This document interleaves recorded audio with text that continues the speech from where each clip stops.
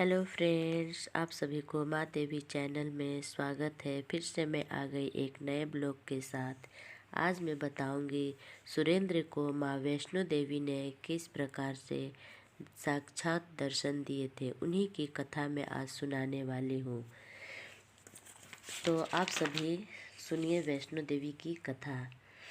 जब माता रानी ने दिए साक्षात दर्शन, आज हम आपको सुनाने जा रहे हैं सत्य घटना। ये कहानी ग्वालियर में रहने वाले 33 वर्ष सुरेंद्र की जन्म एक अच्छे परिवार में होने के कारण उनकी बचपन से ही भगवान के प्रति आस्था थी। सुरेंद्र अक्सर माँ दुर्गा पूजा किया करते थे।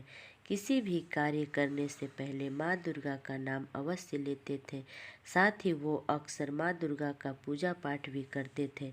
दुर्गा की कृपा से उनके घर में सब कुछ अच्छा चल रहा था। सुरेंद्र ने आगे बताया, सन 2012 की बात है जब उन लोगों ने माँ दुर्गा का पाठ दुर्गा अष्टमी किया था। घर में सभी कार्य अच्छे से संपन्न होने के बाद उनके परिवार ने माँ वैष्णो देवी के दर्शन करने के लिए मन बनाए और इसके बाद उन्होंने सभी तैयारियां भी शुरू कर दी। वैष्णो देवी का सफ़र काफ़ी लंबा था। उनके घर से लगभग 15 से 16 घंटे का सफ़र था। इसलिए उन्होंने अपनी गाड़ी से ही जाना समझा ताकि वह अपने गाड़ी से जगह जगह आराम करते हुए सफ़र कर सके। उनकी सारी तैयारियां हो चुकी थी और अगले दिन उन्होंने माँ वैष्णो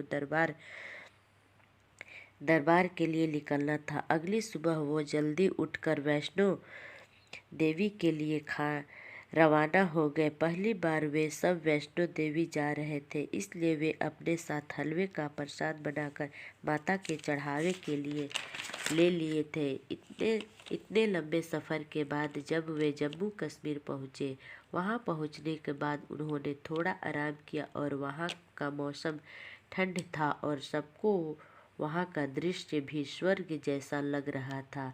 जहाँ पर वे ठहरे थे वहाँ से माता का दरबार 7 से 8 किलोमीटर दूर था। इसके बाद उन्होंने अपना आगे का सफ़र तय किया और आगे का सफ़र तय करने के बाद उन्होंने पैदल ही सफ़र करनी थी, इसलिए गाड़ी पार्किंग के लिए स्थान ढूंढने लगे। तभी अचानक से बूढ़ी औरत आकर गाड़ी का दरवाज़ा खटखटाने लगी।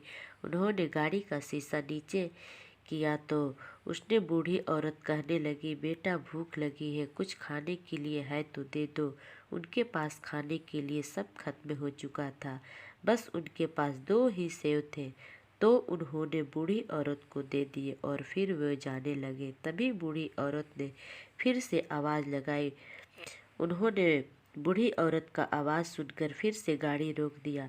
बूढ़ी औरत ने उन्हें आगे नहीं बढ़ने दिए। फिर धीरे धीरे अंधेरा होने लगा और बूढ़ी औरत ने सुरेंद्र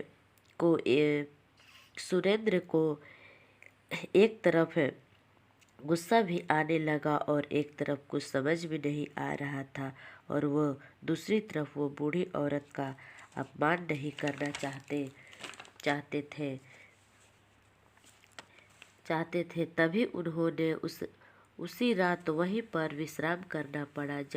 जब अगली सुबह सुरेंद्र ने और उसका पूरा परिवार ने देखा कि बूढ़ी औरत ने वहाँ पर तो है ही नहीं, तभी उन्होंने अपना सामान चेक किया तो उनका सामान तो भी सही था। फिर सुरेंद्र ने आसपास देखा, वहाँ कोई नहीं था।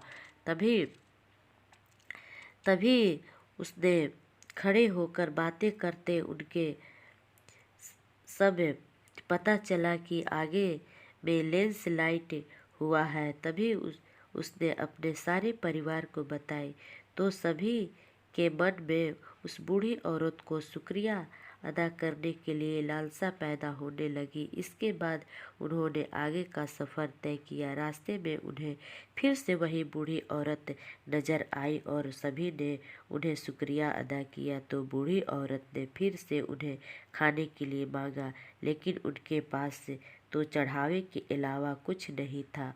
बूढ़ी औरत ने उनकी मदद की थी, इसलिए उन्होंने फैसला किया कि बिना भोग लगाए ही दे देते हैं। बूढ़ी औरत ने प्रसाद खाया और आशीर्वाद उन्हें देकर वहाँ से चल गई। वो आगे बढ़ने लगे और मंदिर की तरफ जाने लगे। पूरे रास्ते वे सब औरत की ही बातें करते रहे। मंदिर पहुंचकर पता लगा कि वहाँ पूरी सिक्योरिटी लगी है और वहाँ कुछ भी ले जाना मना है। तो उन्होंने मंदिर के पंडित से विनती की, कुछ चढ़ावे के लिए बनवाया है। सुरेंद्र और उसका परिवार निराश हो गए। वो इतनी दूर से प्रसाद लेकर आए थे, लेकिन माता के बिना भोग लगाए ही वापस जा रहे हैं। तभी अचानक मंदिर पेरेस में उन्हें वही बूढ़ी औरत दिखी, लेकिन इस बार वे लाल रंग की साड़ी पहने हुए, केस खुले हुए और चेहरे पर दिव्य प्रकाश था। उन्होंने उसी स्त्री को देखा, हैरान रह गए।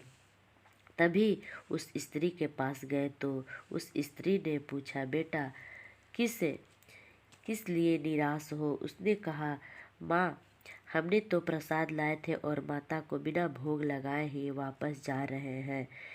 तो उसने कहा, माँ, कि हमने तो प्रसाद कब के खा लिए। लेकिन सुरेंद्र को कुछ समझ में नहीं आया। उसने पंडित से पूछा और कहा कि ऐसे माँ बोल रही है कि हमने प्रसाद खा लिया। पंडित ने बताया कि तुम्हें तो साक्षात माँ वैष्णो देवी का दर्शन हो गया है।